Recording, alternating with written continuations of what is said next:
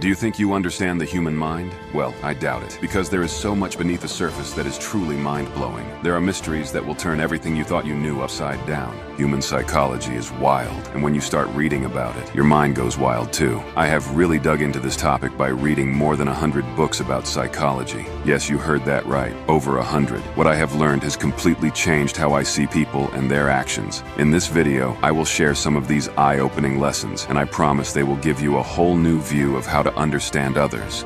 The first thing I learned is that your actions define you. What you do screams way louder than what you say. From all those psychology books, it hit me hard. Your actions lay it all out there for everyone to see. Do you keep flaking on plans? People are gonna think you are flaky. You are always helping others? They will see you as dependable. Here is how you use this to crack what is going on in someone else's head. Watch what they do, not just what they blab about. Actions do not lie. They show what someone really values and what they are all about.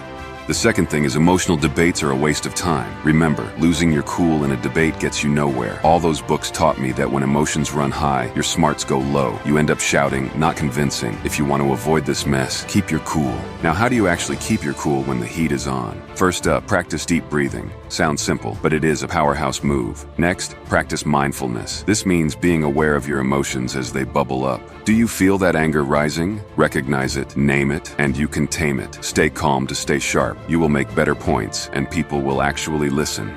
Alright, the third lesson is acceptance over change. Sometimes you gotta let things be, instead of trying to change them. Those psychology reads showed me how powerful accepting stuff can be. It is not about giving up. It is about not beating your head against the wall. You can bring this into your life by starting with yourself. Get that you have got quirks, and that is fine. Then look at others the same way. Stop trying to fix everyone and everything. Accepting what you can't change cuts out a ton of stress and drama. Trust me, life gets a lot smoother.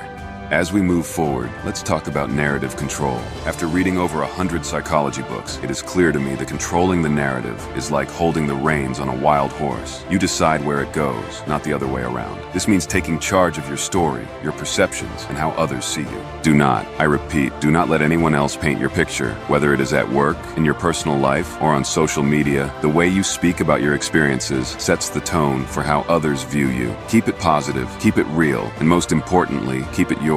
Psychology teaches us the power of perception and framing. Use it. You are the author here. Own it and show them how it is done.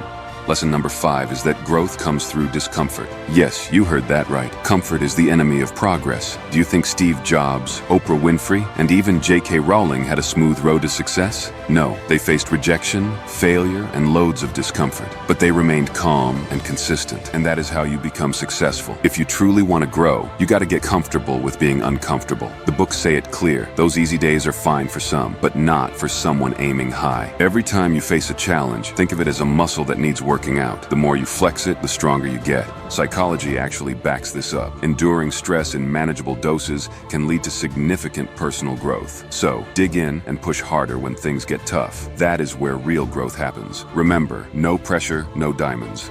Moving on, another one is risk-taking. Now, taking risks is all about making calculated choices. Psychologically speaking, it shows a readiness to face uncertainty for potential significant gains. Every major success story out there started with someone who dared to leap into the unknown. Those pages are filled with stories of entrepreneurs and innovators who didn't play it safe. They took big bets, stepped into the unknown, and tackled the what-ifs. So, what is it going to be for you? You going to stay on the sidelines, or are you going to jump into the game? Take that shot, chase that dream, and do not look back. Psychology tells us the biggest risk is not failing, but it is never trying at all. At number 7, we have understanding over persuasion. Forget trying to always win people over with slick talk. Focus on really getting them on a deep level. This is all about digging deep into their thoughts and feelings, which opens up a whole new level of communication. When you truly understand someone, you can tailor your interactions in a way that resonates with them. This does not just make you a better communicator, it makes you a mind reader in their eyes. So ditch the sales pitch, listen more, ask probing questions, and really hear what they are saying. That is how you win people over, not just for a moment, but for good. Another one is that identity shapes reality. Who you think you are literally paints the world around you. If you think you are a nobody, the world is going to feel like it is against you. But see yourself as a boss. You will find opportunities where others see walls. Your identity, your beliefs about yourself, filters your experiences and can even bend your reality. Think about it. If you see yourself as a victim, you will find evidence of it everywhere. Champions, on the other hand, see opportunities in the same scenarios. So if you want to change your life, start by reshaping your identity. Embrace a persona that sees solutions, not problems. Rewrite your script to star in a better reality. Act like the hero of your own story, not a side character.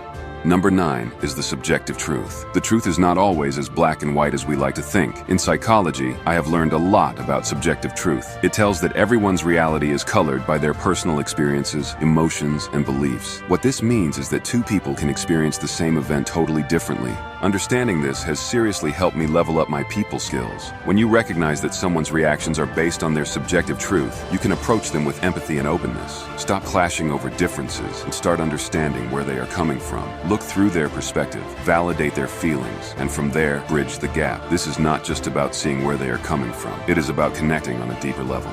Next up is pain management through distraction. When I talk about distracting yourself from pain, I am not telling you to run away from your problems. I am telling you to control them so they don't control you. How does this work? Say, for example, someone is going through a rough patch. They throw themselves into work, hit the gym harder, or binge watch shows. They are just killing time and trying to manage their pain. This little psychology nugget means when you see someone overdoing something, they are possibly dealing with stuff the best way they know how. They use distraction as a band-aid, not because they are avoiding life, but because they are trying to stay on top of it. So next time you see someone lost in their distractions, cut them some slack. They might be fighting a harder battle than you know.